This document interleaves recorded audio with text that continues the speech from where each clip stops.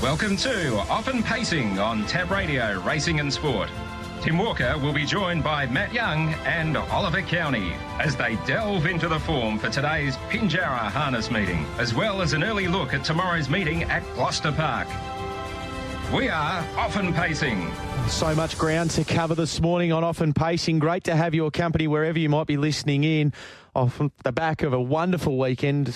A historic weekend of harness racing. We'll talk more about that with Ollie Cownie and the events of Friday and Saturday at Albion Park, and a real sense of excitement as we build up towards the barrier draw for the 2-year-old Sales Classic on Friday night here at Gloucester Park. The $125,000 2-year-old features and the $100,000 3-year-old features. So much ground to cover over the next half an hour or so. The barrier draw from 9:20.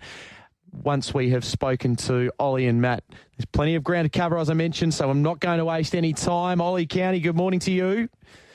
Good morning, Tim. Great to be on. It's been a great few days of racing and I've really enjoyed it. So I'm looking forward to dissecting it on here. Yeah, so you should be. And also Matt Young's along again. Hello, Matt. Good morning to you, Tim, Ollie, and everyone tuned in. Now, Ollie, let's get to you first and foremost. You're up there for the Ultimate Drivers Championship. You had Gary Hall Jr. in the Gloucester Park Gurus slot. He delivered, didn't he? Finishing second there on the weekend, and a great return on investment for the Gloucester Park Gurus syndicate. Oh, absolutely. We come away with a pretty decent profit there in the end, and I think, everyone could say that we had a fantastic few days and it was a really great fun, and it's a fantastic concept that can really be built on over the next few years. We couldn't be happy with how Gary drove all the races. I think I said to him he drove 18 out of 19 peaches, and the other one he probably had reasons for driving it differently to the way it might have been driven otherwise, but I thought he was absolutely fantastic. I thought he was arguably the best driver, and maybe some horses just didn't quite perform to expectations, which resulted in us probably running for second rather than being a winning chance. So you had a real responsibility of selecting the drives for him alongside Matt Leopard was a key part of it. Talk us through the draft on Wednesday and then the build-up on Thursday and what that was like, and the pressure, I suppose, you felt in having to get that right. Yeah, so Matt Leopard and I, we really did delve into that form the days prior. We probably spent 3 hours each independently doing the form, and then we came together on the Tuesday and probably spent 3 or 4 hours on the phone trying to rank the each horse in each race, and then we took that to the draft. We had a couple of spreadsheets there, and every time a horse would get picked in the draft, it was a snake order draft, and yep.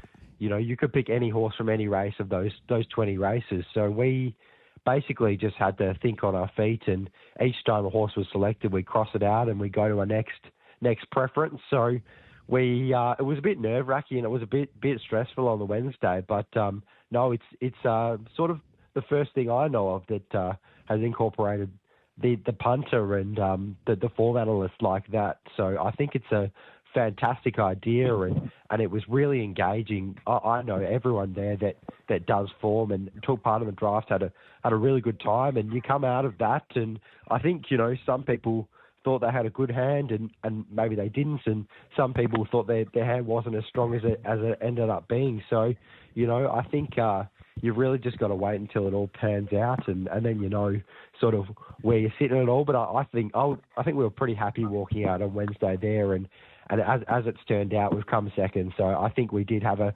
pretty good hand there across the 2 days. On Thursday was really good as well. That was a big social event to mingle with all those fantastic drivers they got in. They got a few super international drivers. Dexter Dunn, he's just a superstar. Yannick Gingras, he was fantastic and a lovely guy too. And Bjorn Goop from Sweden, who's a superstar over there, and he was a real surprise of the series. He drove a lot better than people thought he would, I think. He usually just drives the trotters in Sweden, but he had to jump behind the paces there on Friday and Saturday, and he did a really good job. I think he ended up finishing about midfield, so really good effort by Bjorn there.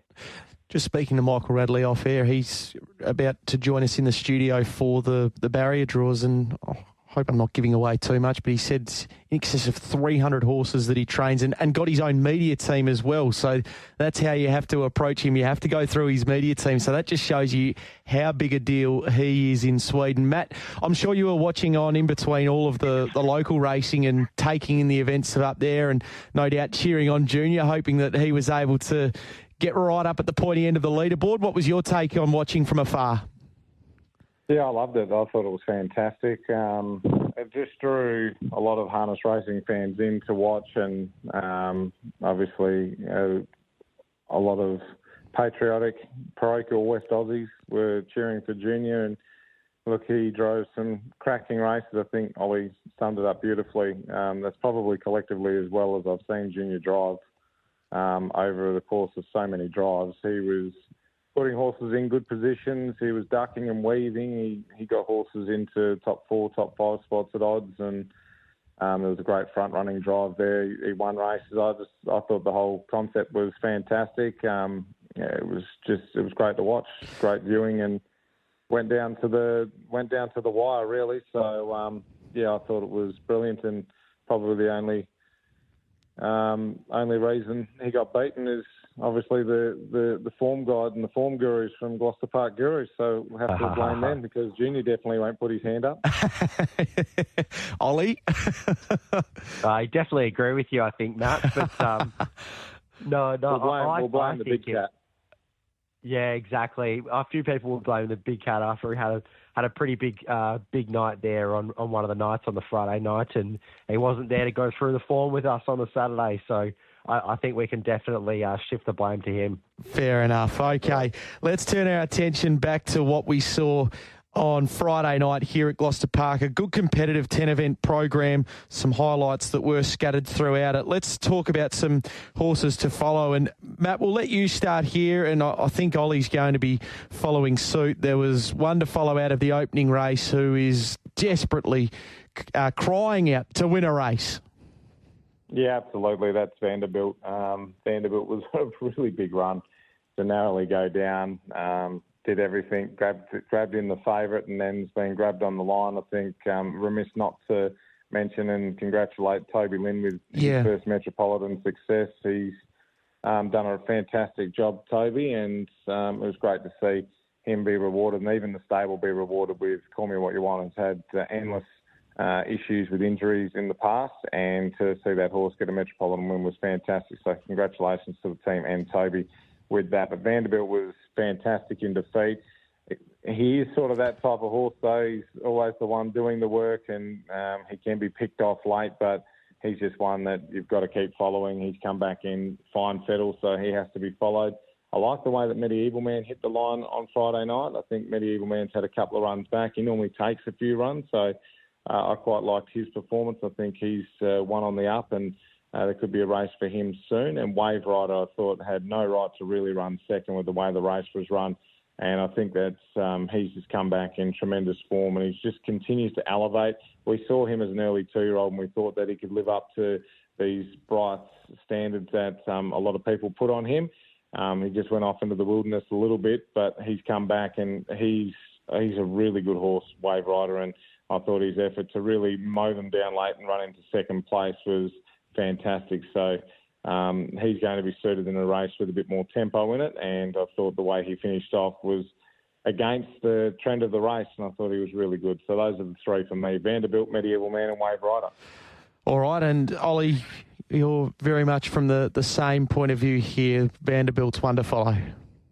Yeah, absolutely. He was fantastic there on Friday. They ran a pretty solid last 1,200 there, 29.3, 28.7, 28.7. That's pretty solid. He stuck into second there and only beaten ahead, and it was really a drive to the line late there. So I thought he was really game in defeat, and there's certainly a race there for the No Metro win horses that he'll be taken out very soon. So I'd definitely be following him too. The next horse I had to follow was in race 2. I thought Mickey Pello was really impressive there. A couple of nice horses in first and second in Magnus Victor and Spyglass, but Mickey Pello wasn't too far away them in third there, and he was also off the pegs in that race. So I think it was a really good effort to run in third, and he was still travelling quite well on the line, and they ran home pretty quickly. So I certainly think when he's able to find a good draw in a race, he can win one very soon. And the third horse I had to follow was out of the last race on the night, Wicked Lover. I thought this horse was a long way back in the field and didn't really look very likely to figure in that race, and was pulled very wide on the track and ended up powering home into third there behind a couple pretty nice horses in It's My Time and Delulu. So if Wicked Lover can find a race that those top 3-year-old fillies aren't in, I think she can take it out very soon. Okay, and that paves the way for Pinjarra today. A good competitive meeting down there once again. Some interesting races. Matt, we'll start with you. You gave us a look earlier on. You're going straight to the opening race today to let us know your first play. And interestingly enough, you forecast this on the Sports Daily that there might be a little bit of a trim up here, and we've seen just that. Race number 1, tell us more about it. Yeah, race 1, number 4, She's Supercharged. I like the way this horse is trialled. I think Miss Red Velvet is the top pick, but I thought She's Supercharged would be $4 or $5 mark, and it's nearly at the $10. And so you're getting a better place price, around about the $1.90. If you do like something else in the program, don't be afraid to multi it up with this. Looks a reasonably nice type, She's Supercharged. So I thought it was a really good place chance in the first race. So race 1, number 4 for the place. Then we go to race 5, number 3, Orwood Mac, I think, can run top 2. He's come back really well. He's got plenty of speed. Soho Confidential got out in reverse last start. He won the race, but this is a big rise in grade for him. So he needs to get out a little bit better. Patra is just going to be having his neck stretched the whole race to try and keep up. And look, Orwood Mac, I thought, would charge across, potentially lead early, take the cover on Cyclone Geordie, and from there I can see him running top 2 in a pay 1-2 event. So you're getting around 6-4 for the place about him. So I thought he was a good place chance. And in race number 6, Henrik Larson, around the $1.85 mark. I just thought he would be shorter than Great Boulder. I think should be a little bit longer. I thought they'd be a bit further apart in the market. Henrik Larson normally steps pretty safely. Great Boulder didn't last time out. And I think Henrik Larson's form suggests that he can win this race. So him to win. So race 1, She's Supercharged to place. Race 5, Orwood Mac to place. And race 6, Henrik Larson to win. All right, so a couple of place bets into the win bet there with Henrik Larson. Ollie, what about you for Pinjarra today? You're going through the early to middle part of the program. Yeah, we'll kick things off with a bet in race 2. I thought Gatecrasher was really well placed in this maiden. He's a horse that took on some pretty classy types last time in. He was in a race behind Bet the House, so that looks really good for him. And they went 152 in that race for the mile at Gloucester Park, which looks really impressive. He was well beaten, but he's certainly a horse that looks like he's still putting everything together. He's had a really solid spell there, and he lands in a maiden, so I think he should be really hard to beat. However this race pans out, yeah, he should be in the finish there, I'd say. The next race I was keen to play into was the race after, race 3. I thought Rock and Roll Drill is just getting better and better every single start. I thought her run last start was really impressive, behind some really nice types there. Beaten 22 metres, but certainly no knock given Quintessa took out the race, who's a really, really nice filly in the making, and Miss Unique in second there and Crunchy in third. So I think they're all horses with good ability, and Rock and Roll Drill finished just behind those. So I think that's great form for a race of this nature, and can certainly be finishing off strong into the race. And American Jubilee does look the hardest to beat, but I'd still be having something very small on Rock and Roll Drill to win and more the place. So happy to play it that way. And the third race I was keen to play into was race 4.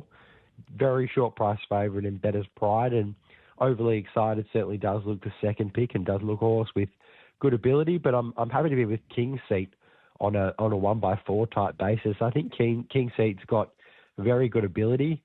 He was on the pegs behind Soho Shakedown at Bunbury, and he actually ran it to a pretty small margin. He was only beaten about a length and a half there, and they zipped home pretty quick sectionals. We saw Shakedown win quite nicely on Friday, so I certainly think that's good enough form for a race of this nature, and I can certainly see King Seat if he gets the right run, he could be the one coming over the top. So I'm happy to play at 1x4 in that race. Okay, so that is today for Ollie. Pinjarra Gatecrasher Rock and Roll Jewel Place, something to win, but mainly place in King Seat 1x4 there in race number 4. So from Pinjarra to Bunbury tomorrow, Ollie, keep going. Start us off with your early Bunbury selections. Yeah, we'll kick things off in race 2 there. Frankie J. Holden was a really impressive first up winner. He did all the work. He ended up winning quite impressively there. He always looked like he had the winner despite sitting in the breeze. And I think this race doesn't look a whole lot tougher. He's got the big draw advantage on likely what is his biggest danger in Ronald Scott. And I think if he can just stay underneath that horse, everything underneath them would be happy to hand up to one of those favoured runners. I think Lurzy may have the gate speed to cross, or Amaretto Angel, and they'd both be happy to take cover. So I think if Frankie J. Holden can keep pushing there, he's a tough horse and he can keep running and hopefully prove just a bit too good for those horses off the back row and also Ronald Scott there.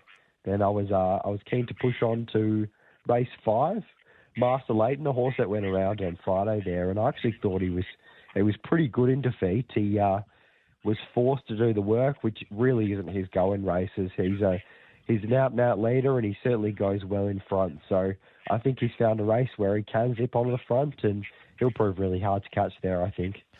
Okay, so that is Frankie J. Holden, Master Leighton for Ollie. Matt, how are you seeing Bunbury at this early point in time? Yeah, races 3 and 5 for me for Bunbury tomorrow. Race 3, I was quite keen to be playing Major J, who I think Aretha looks hard to beat off the inside, but Major J's jumping down from pretty strong grade and running some really good performances, and I think he can be driven like the best horse in this race, and I thought he could get the job done. So race 3, number 7, Major J, and race 5, agree 100% with Ollie, Master Leighton. I thought he could work his way to the top in this race. He was decent on Friday night from the breeze, just got tired late, but this is a really suitable race for him. If he could hit the rail, I think he'll get the job done. Race 5, number 3, Master Leighton, and race 3, number 7, Major J, hopefully both to win. All right, excellent. Gents, thank you for your time today. Matt, you'll be on the duty down there at Pinjarra today doing the interviews for the 7 event program. Looking forward to seeing a couple of the rising stars back there as well, headlined by Cyclone Geordie, and we'll catch up with you on the Sports Daily again tomorrow. Thanks, guys. Cheers. And Ollie, all the best to you as well. Hopefully a few winners. Well done again with the Gloucester Park Gurus, and look forward to catching up with you again next week. Thanks, Tim. Looking forward to it. On Tab Radio, Racing and Sport, this is Often Pacing. Great to have your company wherever you are listening in this morning ahead of a big Friday night here at headquarters. 4 races worth $100,000 or more. It is right up there as one of the more significant nights on the calendar, and it is Sales Classic night, and it's great to have in the studio our team from the harness department at Racing WA. David Lamond and Michael McDermott are on the mics. Hello to you, Michael, firstly. Hello, Tim. Good to be with you. Good to have you down here in the studio. And Dave, good morning to you. Good morning, Tim. Yep, good to be here once again. And thanks for bringing down all of the equipment for the barrier draws. We've got Warren Wishart here as well, who will oversee it. We've got Cameron Brown as well, and also Michael Radley, the CEO at Gloucester Park. So we've got a studio that is full and ready to go. If you're happy, gents, we might start with the fillies if we can. And while we get, so you'll have the barriers again, David? I'll do the horse. You'll do the horse. Yeah. Okay, we're going to change it up from last year. Excellent. And Michael will have the barriers. So what we might do is while you guys put the marbles into the barrel, I'll read out the field for the Sales Classic for the fillies, the 2-year-old Sales Classic. You can hear the balls go in the barrels there. Our field looks like this. We've got Aiello, Chef's Kiss, Elray's Girl, Highview Rosie, Lady Crunch Time, Leonarca, Livianne, Mar Petite Dame, Perfect Mickey, and Wishing Bell. And there'll be 2 emergencies to be announced. So we might get the horses' numbers and also the barriers into the 2 barrels and get the draw underway for the 2-year-old filly Sales Classic, thanks to APG on Friday night. So the horses that I read out before, they were in numerical order. So the first horse out is horse 2, which is Chef's Kiss. Barrier 1. Barrier 1 for Chef's Kiss, who is one of the more impressive performers last Tuesday. Horse 1. Horse 1 is Aiello. Barrier 10. Barrier 10 there for Aiello. What about the third horse out? Horse 10. Which is Wishing Bell. Barrier 8. Barrier 8 for Wishing Bell. Horse 6. Is Leonarca. Apologies. Barrier 7. Barrier 7. Leonarca there. Next horse out is 8. Horse 8, which is Ma Petite Dame. Barrier 4. Barrier 4 for Ma Petite Dame. Horse 9. Is Perfect Mickey. Barrier 9. Barrier 9 for Perfect Mickey. Horse 4. Horse 4, Highview Rosie. Barrier 3. Barrier 3 for Highview Rosie. Horse 7. That is Livianne. Barrier 5. Barrier 5 for Livianne. Horse 3. Horse 3, El Ray's Girl. Barrier 2. Barrier 2 for El Ray's Girl, Leaving horse 5. which is Lady Crunch Time. Barrier 6. Barrier 6, okay. So let's have a look at the fillies barrier draw. You've got Chef's Kiss, who was mighty impressive in taking out the second heat. Barrier 1, El Ray's Girl. Barrier 2, Barrier 3 for Highview Rosie. Barrier 4 for Ma Petite Dame. You've got Barrier 5, which belongs to Livianne. Barrier 6 for Lady Crunch Time. 7 for Leonarca. 8 for Wishing Bell, who was the other heat winner.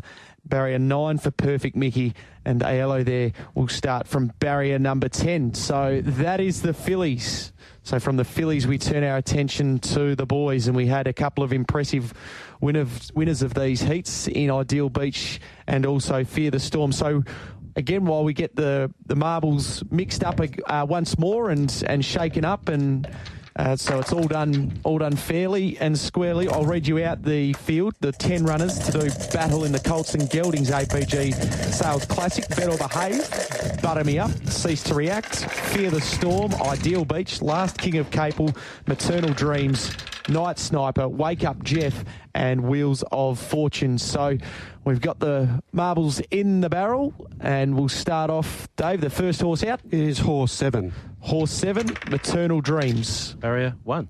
Barrier 1 for Maternal Dreams, who ran 5th in the first heat. Horse 3. Horse 3 is Cease to React, Barrier ran second. 4. Okay, Barrier 4 for Cease to React Horse 1. is Bet or Behave, who is runner-up in the first heat. Barrier 7. Barrier 7 for Bet or Behave. Horse 10. Horse 10 is Wheels of Fortune. Barrier 9. Barrier 9 for Wheels of Fortune, was 3rd in the second heat. Horse 2. Horse 2 is Butter Me Up. Barrier 3. Barrier 3 for Butter Me Up, ran 4th in the first heat. Horse 4. Horse 4 is Fear the Storm. Barrier 5. Barrier 5 for Fear the Storm, an impressive winner of the second heat. Next horse out is 6. Horse number 6, Last King of Capel. Barrier 8. Barrier 8 for Last King of Capel, qualified by running 5th in the second heat. Horse 9. Horse 9 is Wake Up Jeff. Barrier 2. Barrier 2 for Wake Up Jeff, worked his way into the field by running 4th in the second heat. Horse 5. Is Ideal Beach. Barrier 10. Barrier 10 for Ideal Beach, who was an impressive winner of the first heat. And horse 8. Night Sniper. Barrier 6. Barrier 6 for Night Sniper. So in barrier draw order, Maternal Dreams in 1, 2 for Wake Up Jeff, 3 for Butter Me Up, 4 for Cease to React, 5 for Fear the Storm. You've got 6 for Night Sniper, 7 Bet or Behave, 8 Last King of Capel, Wheels of Fortune from 9, and Ideal Beach from 10. So that is the draw for the Colts and Geldings APG Sales Classic on Friday night, worth $125,000. Always a lot of interest around these races, and equally so, the 3-year-old race is up to $100,000 this year, gents, so that's going to attract some high-quality racing. The 3-year-old racing over the past couple of weeks has been really good. Obviously, a couple of races there on Friday night, and the 3-year-old race the week before was an absolute cracker as well. Yeah, very tremendous, Tim. And with these 2-year-olds as well, we'll declare the emergencies at close of acceptance tomorrow at 8:32, just to get across everyone and make sure they're still available. Yep. We'll go through them later today. Terrific. All right, we'll have more news on that tomorrow, and you guys will be back here tomorrow for the 3-year-old draw? Yep. on the Sports Daily. So we'll, do that from after the 8:30 traffic onwards, and look forward to seeing what unfolds there. Thanks for coming down today. Thank you, Tim. All right, thanks, Tim. There is Michael McDermott and also Dave Lamond, with thanks to Warren Wishart, Cameron Brown, and also Michael Radley in the studio as well. That brings us to the end of Off and Pacing. Good luck if you have got a runner in this Friday night Sales Classic. Hopefully the draw was kind to you there. If not, it is just a starting point, and hopefully you do get a bit of good luck if your draw is tricky. We'll be back again next week on Off and Pacing to tidy up all of the Sales Classic action. And don't forget, tomorrow morning from 5:30, the Sports Daily and the 3-year-old barrier draws from after 8:30. What are you really gambling with? For free and confidential support, visit gamblinghelpline.org.au.